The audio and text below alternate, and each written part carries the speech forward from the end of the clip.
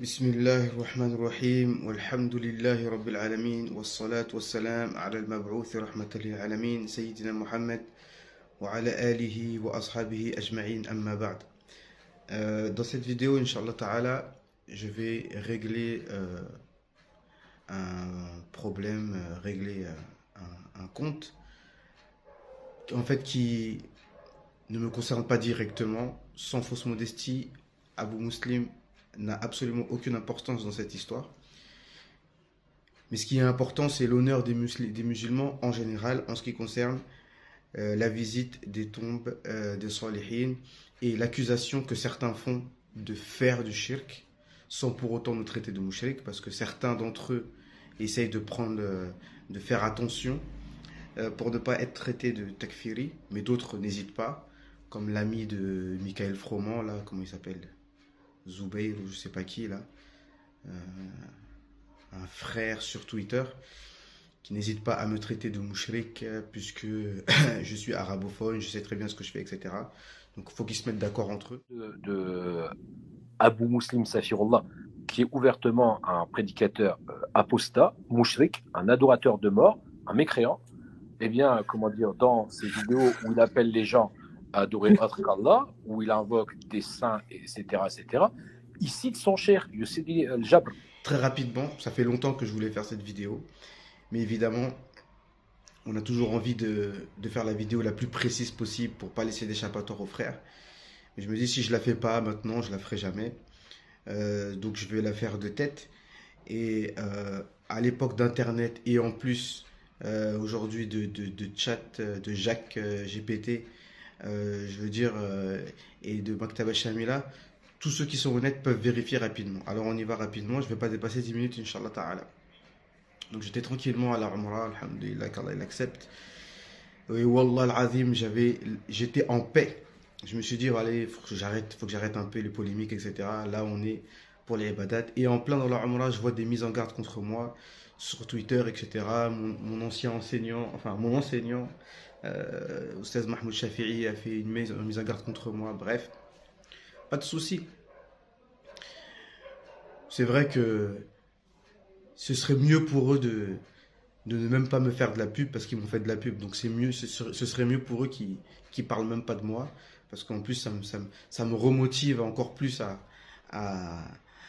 à exposer la vérité. Donc il ferait mieux de m'ignorer, ce serait mieux. Ce serait même beaucoup mieux pour eux. Parce que si je me réveille, ça va pas être dans leur intérêt, moi je vous le dis. Pour l'instant, je suis calme. Je suis qu'à 10% de mes capacités, comme disent les autres. Bref. Donc cette accusation de faire du shirk. Tout simplement, je vais vous parler de qui?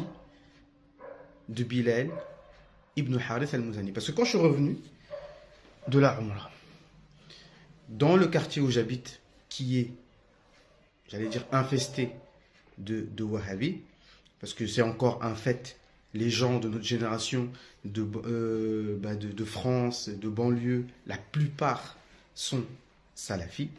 Même s'ils se disent plus salafis, ils le sont au fond. Quand tu discutes avec eux, tu vois qu'ils le sont toujours.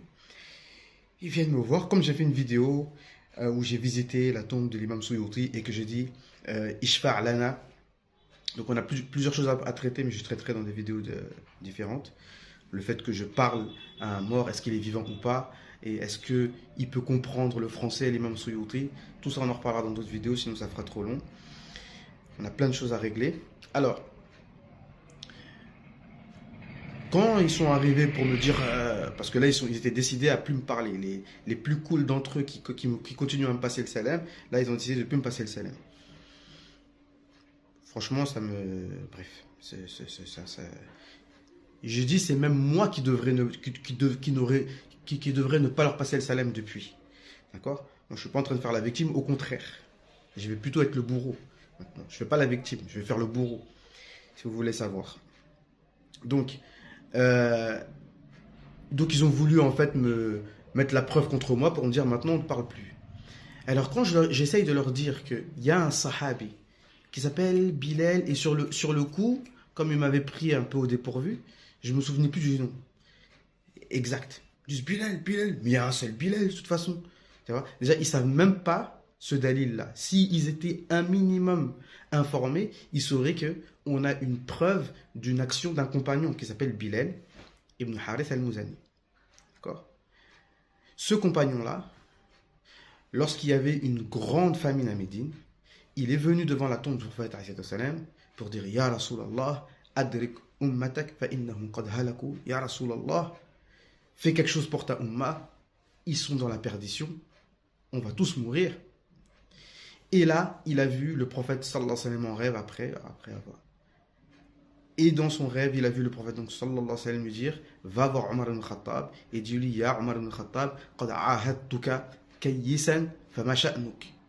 Ya Omar, je t'ai toujours connu intelligent, alors qu'est-ce qui se passe? Fais ce que tu as à faire.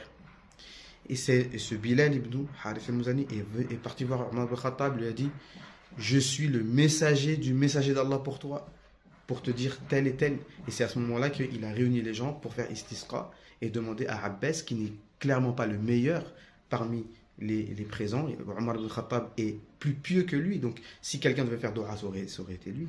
Mais c'était ça l'intelligence, c'est de demander à celui qui fait partie de la famille du prophète sallallahu alayhi wa sallam de faire dua, parce que c'est lié au prophète sallallahu alayhi wa sallam. D'accord? Cette histoire, citée par Ibn Hajar al-Asqalani dans le Fath al-Bari. Par qui? Par Ibn Hajar al-Asqalani. Donc, nos frères salafis, qu'est-ce qu'ils trouvent à faire? La seule chose qu'ils trouvent à faire, c'est d'essayer de voir dans la chaîne de transmission s'il y a un problème ou pas. Pourtant, c'est Ibn Hajar al-Asqalani qui a dit que cette chaîne de transmission est authentique. Et de dire que la personne en question, c'est Bilal ibn Harith al-Muzani. Alors les frères, tout ce qu'ils essayent de trouver à faire, c'est de chercher de la chaîne de transmission, il y a un problème. À la limite, la chaîne de transmission, c'est pas ça qu'ils devraient chercher, les frères. Parce que s'ils cherchent sur la chaîne de transmission, eux qui se prétendent Ahl Athar, dans ce cas-là, tous les arguments qui vont dans leur sens aussi, on va faire la même chose. Là où ils auraient dû chercher, c'est dans le matn. Est-ce qu'il y a un problème dans le matn, dans le texte? Et c'est ce que Ibn Baz essaye de faire comprendre, d'accord, que d'autres compagnons n'ont pas fait cela. D'accord? Et il dit que cet homme inconnu, il a fait quelque chose qui est du shirk ou qui amène à du shirk. Donc en gros, pour faire simple, il reste 3 minutes. Si on explique, selon le Coran et la Sunna, que cet acte-là est légiféré, ils ne vont pas comprendre, ils ne vont pas être d'accord. Si on donne un dalil que un compagnon et plusieurs qu'on va citer, le temps passe vite, parmi des grands imams incontournables l'ont fait, ils vont dire oui, mais ce n'est pas un argument. Donc, vous voyez, on donne une preuve théorique du Coran et la Sunna, ils ne comprennent pas, ils ne sont pas d'accord. On donne des preuves en pratique, en commençant par les Sahaba, les Tabi'in, l'imam Malik, l'imam Shafi'i, l'imam Abu Hanifa, l'imam al-Zahabi, l'imam Ibn Hibban, l'imam al-Khuzayma, et la liste est longue, j'ai pas tout en tête. Ils te disent c'est pas un dalil. Mais c'est qui a raison à la fin? C'est toujours Ibn Taymiyyah. D'accord? Alors, il reste 2 minutes. J'ai déjà fait une vidéo pour dire soyez cohérents dans vos accusations.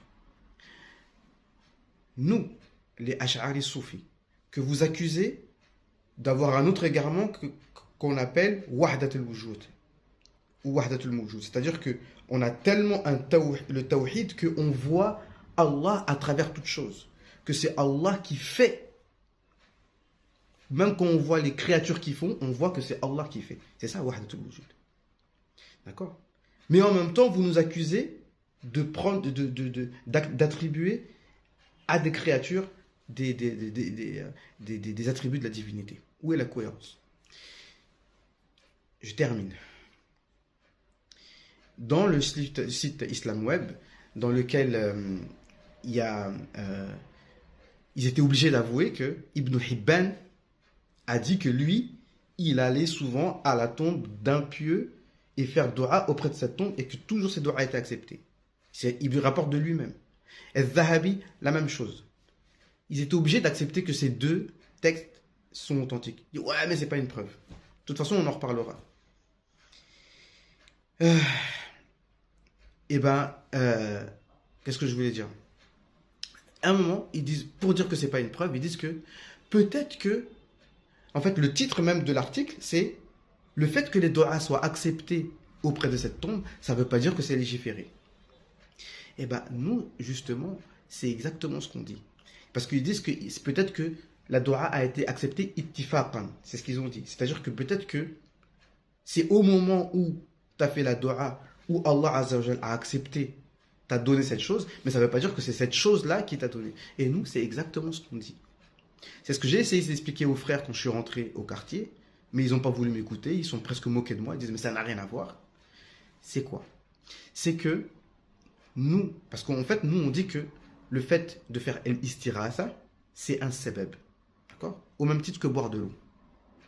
Et nous on dit que, parce que sur le sujet des causes, on n'a pas la même aqida. Nous on dit que au moment où tu bois, Allah Azza wa Jal enlève la soif.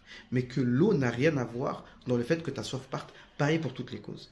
Pareil, au moment où on va faire tawassul, Allah Azza wa Jal, à ce moment-là, va te donner ce dont tu as besoin. Mais les créatures en elles-mêmes n'ont absolument rien à voir avec le résultat que tu as obtenu. C'est ça notre aqidah. D'accord? Donc c'est ça qu'il faut bien confondre. Donc qu'il faut bien comprendre. Ittifaqan. Et pour conclure, le meilleur exemple que je peux donner et la meilleure parole qui résume bien ce sujet de istiratha, c'est-à-dire de demander ce sujet qu'on appelle istiratha, c'est-à-dire demander le secours, mais on demande le secours que à Allah Azza wa Jal, mais c'est la tournure de phrase. C'est la tournure de phrase utilisée par les Arabes et qui est légiférée, une tournure de phrase légiférée qui porte à confusion et que eux ils accusent ça de shirk. Eh ben nous on dit exactement comme Omar ibn Khattab a dit pour la pierre noire. Lorsqu'il a embrassé la pierre noire, il a dit tu n'es qu'une pierre, tu fais ni bien ni mal. Si je n'avais pas vu le prophète sallallahu alayhi wa sallam t'embrasser, je ne t'aurais pas embrassé. Eh ben nous on dit la même chose.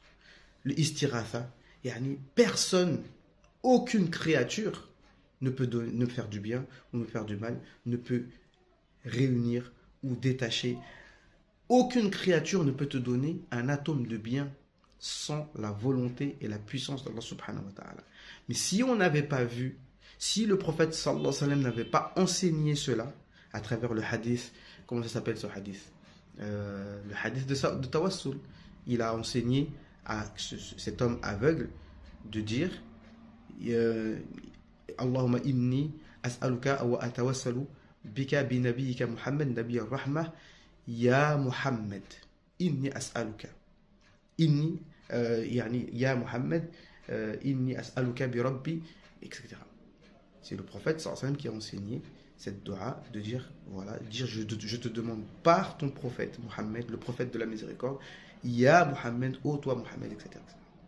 Et on a toujours dit que celui qui fait une différence entre le fait de demander à quelqu'un de vivant ou quelqu'un de mort, on dit que ça c'est encore pire. Ça c'est du shirk, ça c'est du shirk. Pourquoi? Parce que même quelqu'un qui est vivant, il te donne pas plus que quand il est mort. Même quelqu'un qui est vivant, quand il te donne par la permission d'Allah subhanahu wa ta'ala. D'accord? Parce que le jah, c'est la place qu'il a auprès d'Allah subhanahu wa ta'ala, il l'a en étant vivant et il l'a toujours quand il est mort. Et celui qui dit que le prophète sallallahu alayhi wa sallam n'a plus la place qu'il avait maintenant qu'il est mort, mais qu'il l'avait quand il était vivant, ça c'est du kufr, c'est ce que l'imam Nawawi a dit et d'autres. D'accord? Donc il faut bien comprendre cela. Donc il y a pas mal de points. Donc il faudrait arrêter avec ces accusations de shirk pour les gens. Parce que malheureusement, bon là on a passé la moitié de Sha'ban, mais Allah Azza wa Jal, à la dernière nuit de Sha'ban, il ne pardonne pas à un mushrik et à ceux qui sont en embrouille. C'est la seule expression que j'ai trouvée. Donc quand tu accuses quelqu'un de shirk, mais si ce n'est pas le cas, ça revient sur toi malheureusement. Et en plus tu lui fais la guerre, tu t'embrouilles avec lui pour ça, malheureusement. Moi en fait, c'est pour votre bien que je précise tout ça, qu'il faut arrêter d'accuser injustement des musulmans de faire du shirk, alors que ce n'est pas le cas, parce que vous comprenez pas bien, et vous suivez aveuglément Ibn Taymiyyah, qui traite de shirk et de kufr, ce qui ne l'est pas, d'accord? Alors que le prophète sallallahu alayhi wa sallam a dit, ce n'est pas le shirk que je crains pour vous, d'accord? Donc, j'ai du mal à être concis. Ça suffit pour aujourd'hui, ça suffit pour là. On aurait pu dire d'autres choses par rapport à ce sujet-là. S'il y a d'autres choses, j'en reparlerai dans d'autres vidéos, Inch'Allah Ta'ala. Donc voilà. Donc qu'Allah Azza wa Jal nous facilite de comprendre la religion correctement. Et voilà. Barakallahu fikum. Subhanakallahumma wa bihamdika. Nashhadu an la ilaha illa anta.